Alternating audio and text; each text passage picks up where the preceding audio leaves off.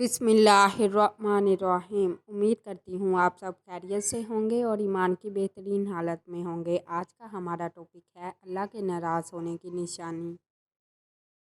मूसा अलैहिस्सलाम ने पूछा, जब तू नाराज़ होता है तो हमें कैसे पता चलेगा कि तू अपने बंदों से नाराज़ है? तो अल्लाह ताला ने फरमाया, जब मैं नाराज़ होता हूँ तो हुकूमत बेवकूफ़ों को देता हूँ और पैसा वकीलों को देता हूँ और बारिशें बेवक्त करता हूँ। बारिशें बेमौसम की हुकूमत बेवकूफ़ों के पास और पैसा बखीलों के पास।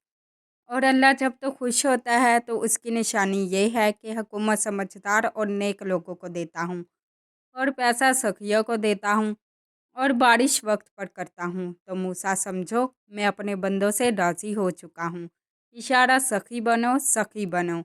अल्लाह ताला की बड़ी वीआईपी जन्नत है, जन्नतुल फिरदौस। अल्लाह ने बाकी जन्नत बनाई कुन कुन और जन्नतुल फिरदौस अपने हाथों से।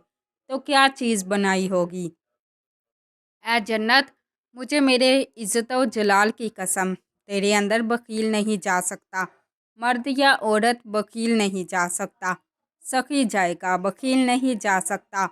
वकील से अल्लाह की दोस्ती लग नहीं सकती और सखी से टूट नहीं सकती। शैतान कहता है मैं इबादत गुजार और वकील हूँ तो मुझे डर नहीं लगता, ये एक दिन खुद ही मारा जाएगा।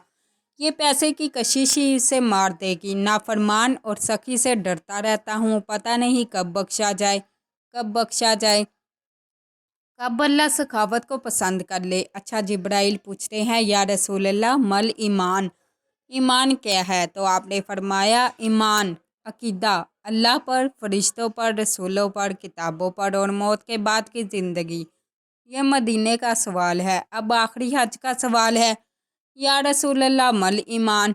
पहले सवाल करने वाले जिब्राइल हैं, अब सवाल करने वाले उमर बिन हफ्सा। या रसूल अल्लाह मल ईमान, ईमान क्या है? तो आपने क्या जवाब दिया? असब्रु व समाहा। अब छत बता रहे हैं। कहा ईमान ये है कि सब्र कर और माफ़ कर। मेरे भाई बहनों, मेरे रब की कसम, जैसे अल्लाह ने हर जानदार का जुज़ू पानी बनाया है, पानी निकाल दो तो इंसान मर जाता है। हर जानदार का लाजमी जुज़ पानी है और दीन की तमाम सिफात का जुज़ सब्र है।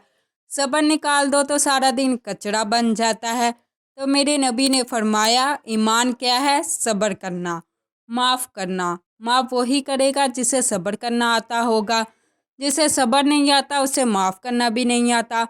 तो क़यामत के दिन ऐलान होगा, सब्र वाले खड़े हो जाओ। तो थोड़ी सी जमात खड़ी होगी तो अल्लाह बोलेगा, चलो जन्नत में जाओ। इनको अल्लाह बग़ैर हिसाब के जन्नत में डाल देगा। तो जब आप सब्र करते हो तो एक ताकत बनता है। लोगों की मनफी बातों को आप अपने अंदर सहते हैं, बर्दाश्त करते हैं। हाँ, तो सब्र आपके अंदर प्रोसेस करता है। फिर वो ताकत बनाकर आपके अंदर से बाहर फेंकता है और फिर पहाड़ों में सुराख कर देती है। अगर हम सब्र करना सीख गए, माफ़ करना सीख गए।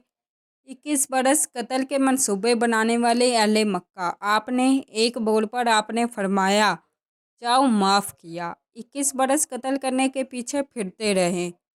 जंगे खंदक के फ़ौरन बाद मक्का में कहत आ गया। हमारे नबी ने 300 दिनार मक्का में अबू सुफियान को भिजवाया, जो जंगे खंदक का सलार बनकर आया था।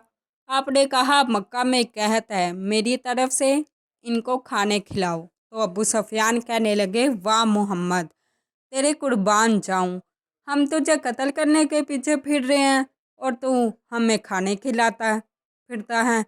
ये मेरे नबी का इखलाक है, मेरे नबी का माफ़ करना है। सोए हुए हैं आपकी तलवार उठाकर एक बद्दू ने आपकी पसली में मारी। आप उठकर बैठ गए तो कहने लगा, कौन बचाएगा? आपने कहा, अल्लाह। इसका हाथ कांपा और तलवार नीचे गिर गई। तब आपने उठा ली और आपने सीधी की और कहा, अब तू बता, तुझे कौन बचाएगा? मुझे तो तुमने ही बचाना है, और कौन बचाएगा?